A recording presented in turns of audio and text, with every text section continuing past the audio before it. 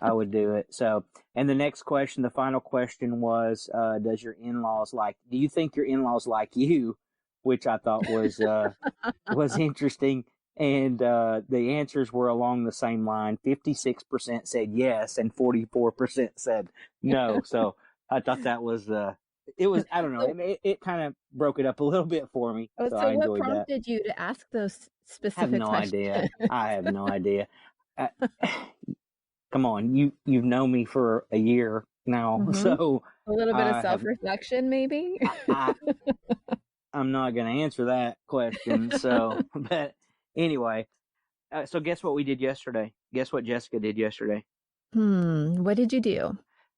Jessica did it. I did not, because I procrastinate until the last minute. Jessica actually booked a trip for us this summer, this next month in about 3 weeks. And no, we won't be home. And yes, there will be people in the house armed. So don't try anything if you're listening to this and think we're not here. If you do come by the house, please take the dogs. It's time for new pets. And so anyway, she booked a trip to Key West.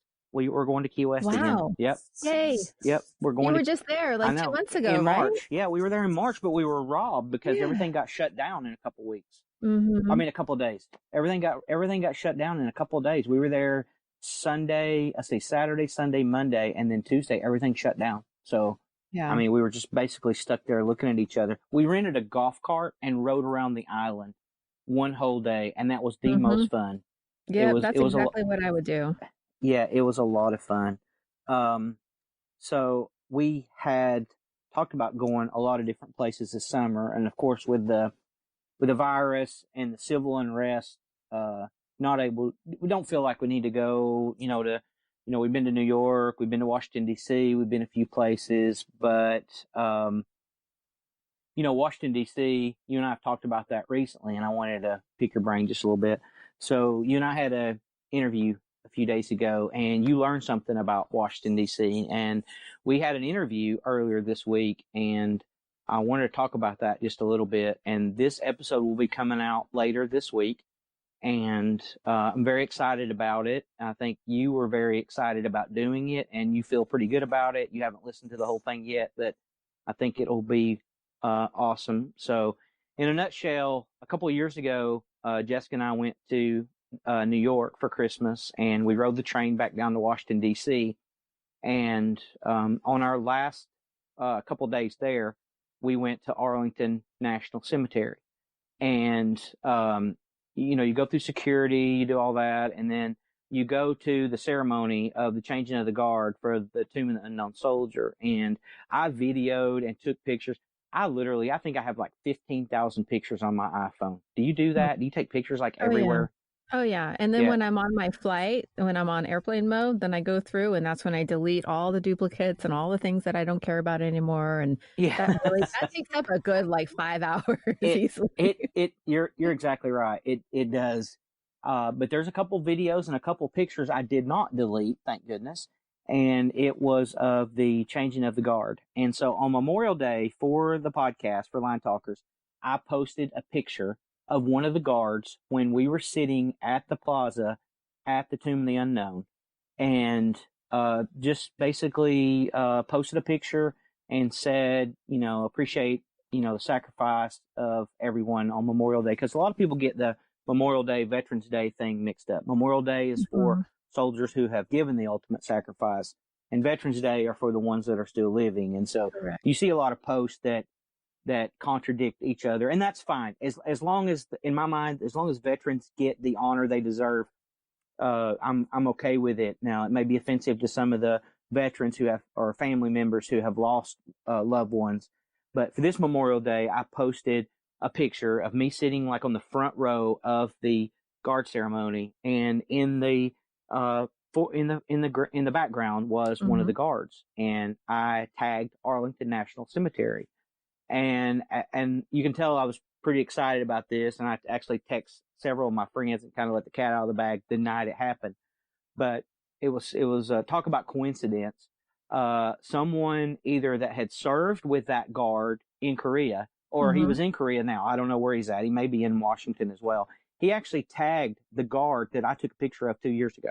so I got in touch with him, and you and I actually got to sit down and do an interview with him this week, which was just, I'm still just shaking my head over Yeah. that. That's just like amazing to me, that how things work out. Yeah, the chances of that, yeah, all falling in line for that to happen, and and then him having to get granted access to do the interview from the DoD. I mean, I don't know. It was just really strange how it unfolded, and I'm so happy that it did, though. It was really a neat experience. Yeah, it was very surreal. So, did you learn anything? Did you I did learn a lot did of you pay? things. So you did pay attention during the interview. Yes, yeah, I was totally geeking out, Yeah. asking more questions than you wanted me to, but it was so neat. That was fine. It was surreal, honestly, and he probably doesn't think it was that huge of a deal for us to interview him. He considers himself just a normal, everyday human being, but you're going to hear in this episode that he is far from that. And I will tell you, I'm probably going to say this a couple times today and another time when we in the intro. But did you notice one thing he did every time we started talking about him? What did he do? Every single time. He redirected us about the importance of it. It's not that he should be the spotlight, it should be the tomb of the unknown soldier. Every single time. And So I just humble, so humble. it was just amazing, especially all the hard work that it took him to get where he's at, and all the effort and time that he spends. I mean, 26-hour shifts. I'm going to give the whole episode away. Nobody's going to want to listen, but anyway, that's it's just, to me, it was just, it's overwhelming. I'm just like, so when I started thinking about doing a podcast 3 years ago, there's a show that I listened to, and it's called The Podcast Coach, I think it is. And he has a segment on there every so often that talks about, because of my podcast, and then blank, I got to do this or I got to do that. And I am totally going to record a snippet and send it to him and say, look, because of my podcast, I got to talk to one of the sentinels for the Tomb of the Unknowns and in Washington, D.C., Arlington National Cemetery. And I just, like I say, I feel very honored, and I know you do the same, but it was, it's very, very surreal. And I just, like I say, I just can't say enough about it, honestly. Yeah, I know. I'm so glad that unfolded the way that it did, because I know that we were geeking out and asking him all these questions and stuff, and he was so forthcoming and very well spoken and explained everything to a T. And my whole like in awe of him was because I know how hard he worked and what an esteemed position that he is holding, because everyone needs to value these lives that have been, at the cost of war, been taken. And I personally just don't feel like there's enough attention drawn to that on a daily basis. And so for us to be able to feature a whole show, even though it has nothing to do with line work and, nothing to do with the industry at all, I just am so glad that we were able to have that moment, that we could have that conversation with him and have it kind of frozen in time forever. Yep, I agree. And like you said, it doesn't really have anything about, turning wrenches, pulling conductors, setting poles, digging holes, building substations, long lining. It doesn't really talk about any of that, but it does talk a lot about, and it speaks to me about, perfection, doing your best, never giving up. If you got something on your mind that you want to do, I don't know if I'm sure you caught this, but the biggest thing I got out of it is he said, never let them tell you no. He was told several times that he couldn't be selected for this or not to apply, and he did. And like 8 to 10 soldiers a year get awarded this medal, the tomb ribbon, I think it is called, not a medal, the tomb ribbon. And he's one of the ones that worked for it. He tried, he worked for it, he got it, and we were able to talk to him. It was awesome. Yeah, I So, remember he said, when I asked him about if he got a ribbon of any sort for serving this, and he said it was the least awarded ribbon in the Army. that's right. And I think I want to say like 680 since 1927. I don't know, my numbers might be off a little bit, but that's just amazing. Such a great interview. Yeah, it is. And so I'm going to close this down for today because we're running out of time. I don't want to go over our time allotment that I had for you because you had something really important you wanted to do this afternoon that you told me I was disturbing you. What was that again for everybody? Just so it was so important. Time for me to get my tanning in before it gets too hot. Yeah. You were gonna tan.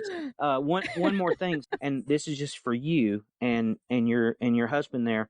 I know because you told me he likes Audible. So on Audible, audible.com is a sponsor of the show.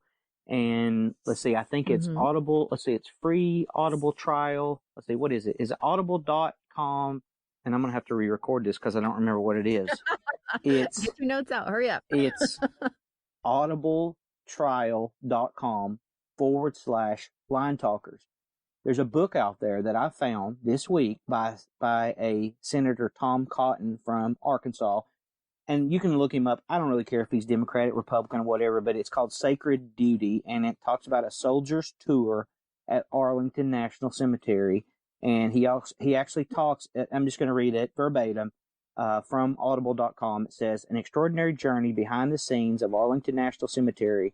Senator Tom Cotton's Sacred Duty offers an intimate and inspiring portrait of the Old Guard, the U.S. Army unit whose mission is to honor our country's fallen heroes on the most hallowed ground in America. You could actually go to audible.com and use the link on our webpage that I'm going to put up there. I know you're going to say, you haven't put that up there, but I'm going to. And you'll be able to go out there and download this book for free. It's 8 hours and something. Yeah, it's like 8 hour. Wow. It's an 8 hour, 30-minute book. That's such a nice little treat. Thank you. Yep. No problem at all. Enjoy your tanning, and the rest of us will do normal things. I guess I won't be tanning here in Florida because I'm gonna go lay out and soak up some sun and get some vitamin D and relax for a little bit. And you probably have a glass of wine in your future, I would guess. Or right now, you never know. That doesn't surprise me. All right, well, have a good day, and I will chat with you in the next day or two. Okay, I'll talk to you later, Kenny. Take care. All right, we'll see you.